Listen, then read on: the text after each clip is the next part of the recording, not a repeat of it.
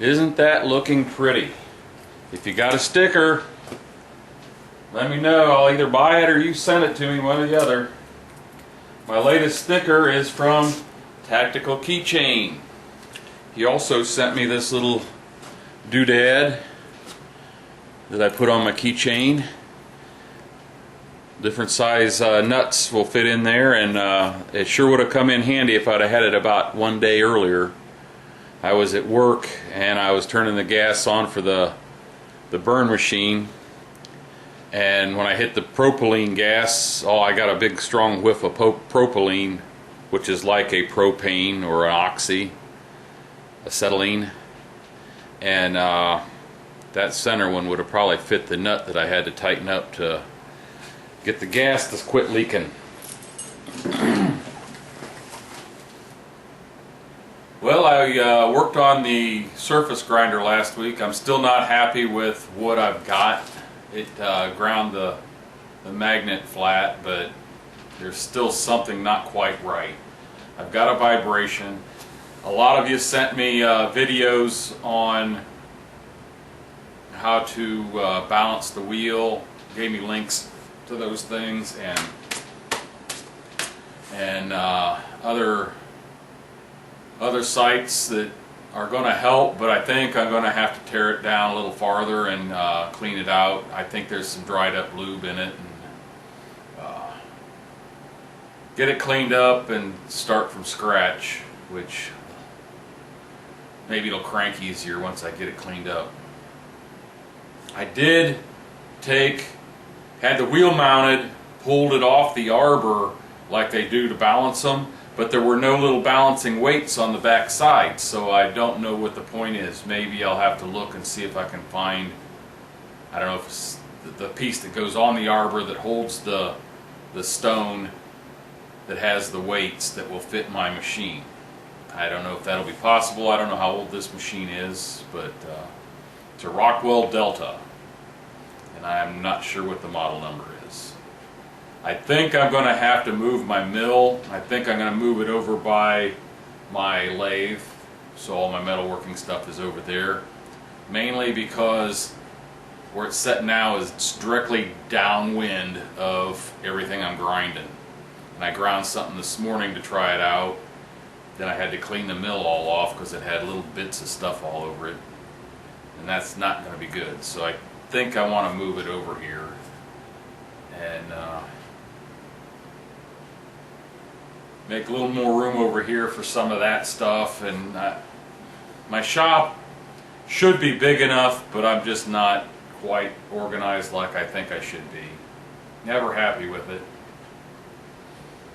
Anyway, I got my next project on here, and let me zoom you in on that.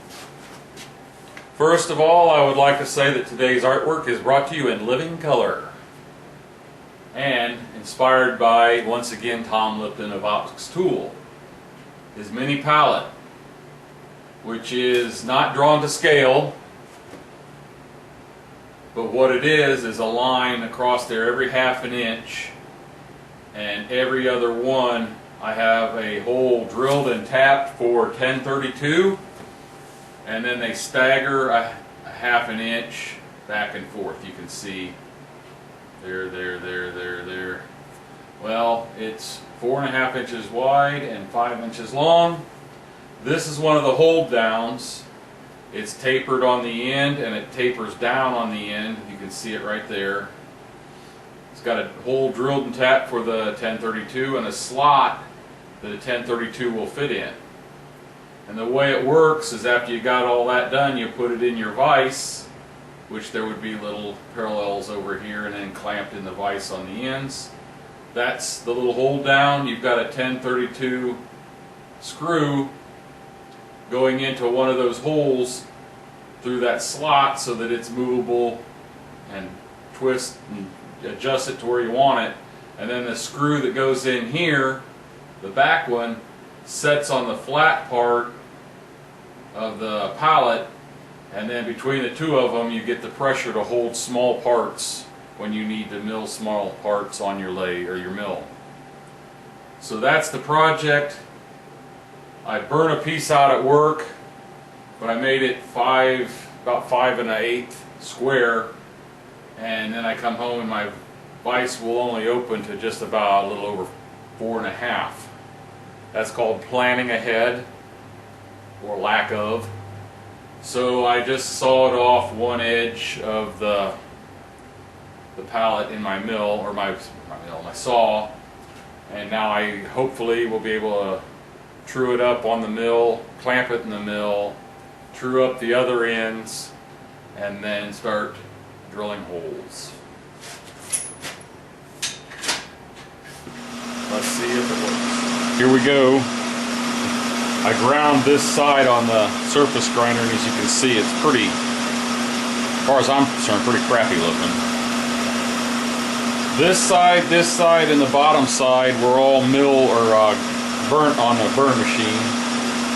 This side here's the side I just cut with my saw, so I'm going to square that one up because the burn machine burns square. The only thing the burn machine will do on plasma is give it a bit of an angle. So after I get this side square, I'll flip it over, square the other side, lay it down in my vise and square up both ends, and then start drilling my holes, laying it out and drilling the holes. So since it's going to take me a little while to mill this off and get it squared up, I'll come back with you after I've got it laid down in the vise. Okay, here's another trick that I learned watching some of these professionals on YouTube. When you mount something down in your vise jaw actually kicks up a little bit when it clamps down. There's just no way to stop it on this type of vise. So what you do is you hold your piece in there. See, I haven't got it clamped yet. I got it set on a set of parallels, and since I want to mill off this edge here just to square it up, I have it sticking out a little bit on this side. So what you do is you hold down, you clamp the vise, and then you'll see it has raised up off of the parallels. So what you do is you take a dead blow hammer, like one of these, tap it down on there until that parallel will not move on either side. It's down tight on those parallels. If everything else is true on your mill, you're good and square and flat here. Although I have the wrong side up right now. My surface ground side is down, which would be the true side of this. Now what I'm going to do,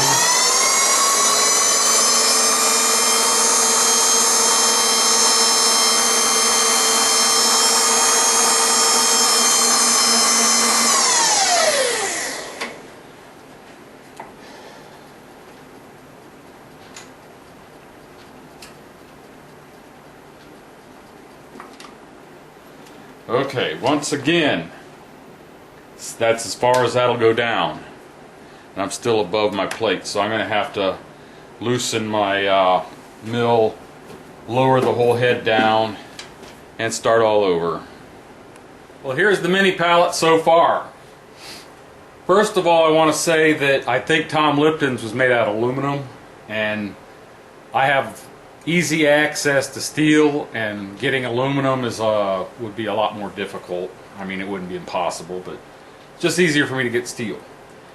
I started drilling across here and tapping, and after I got about to the second or third, fourth hole, I decided instead of coming a ½ inch over in between, I was going to come an inch, just because it's a lot of work, and I thought an inch between them would be fine. Then I was going to bring you in for the last hole over here, because I figured if I got them all drilled and tapped, the last hole would probably be the one that would give me fits. But as luck would have it, the hole before I brought you in, my tap snapped off. So I broke my tap in that hole, and I got to figure out how to get it out of there.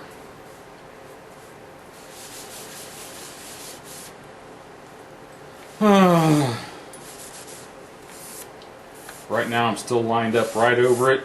It snapped off just before I shut it off to reverse it and bring it back out. I can feel the tap underneath. Maybe I'll just go ahead and come over here and do the last hole. Then I can take this out of the vise and get hold of it from the other side. Hopefully, I don't know. I've never done this. But I wanted to bring you in and show you the process, so let's go ahead and do that. We'll go do the next hole, the final hole.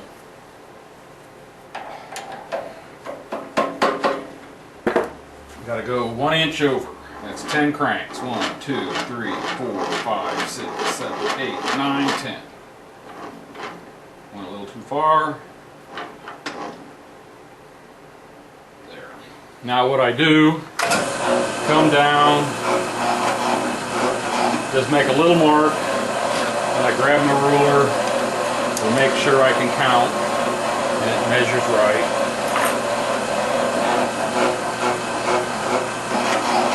Now I need a little hole here started with the center drill. That'll keep my other drill running straight.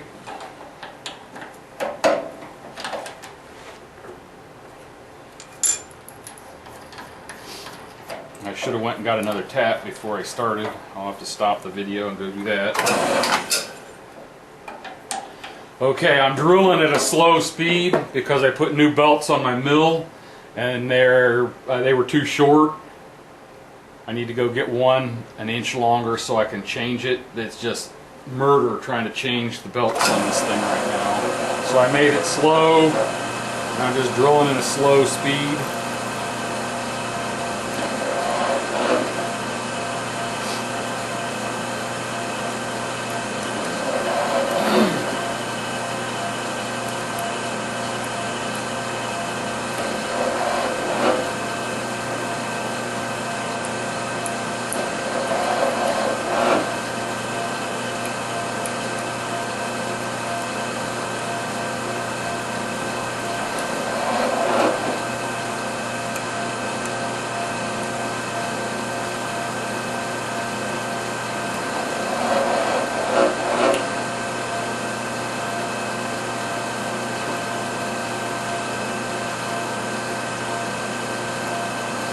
Okay, I'm just about to go through now.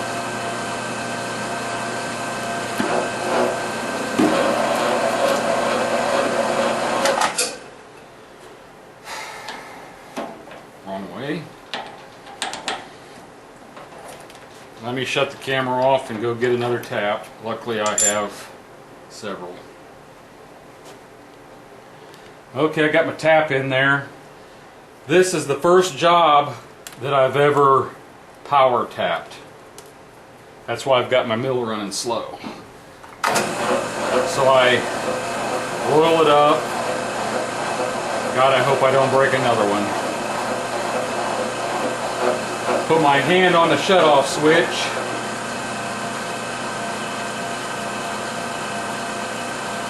This is as slow as my mill will run. As soon as I get close, I shut it off and reverse it.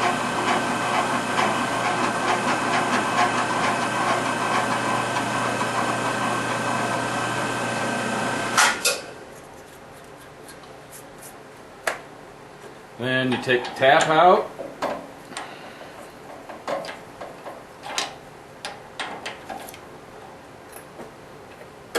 Put the countersink in.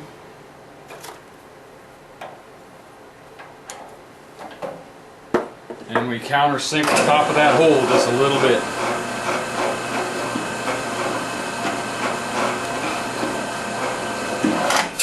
Done. Except for that. Daggone it.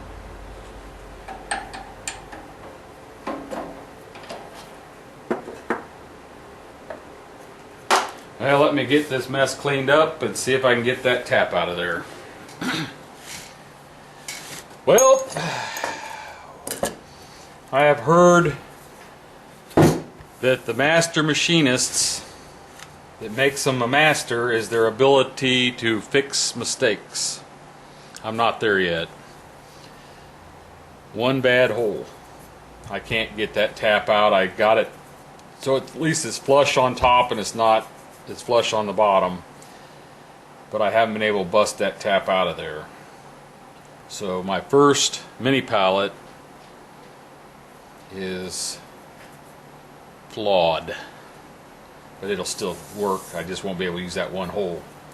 Tomorrow I will be making the little clamps that go on there.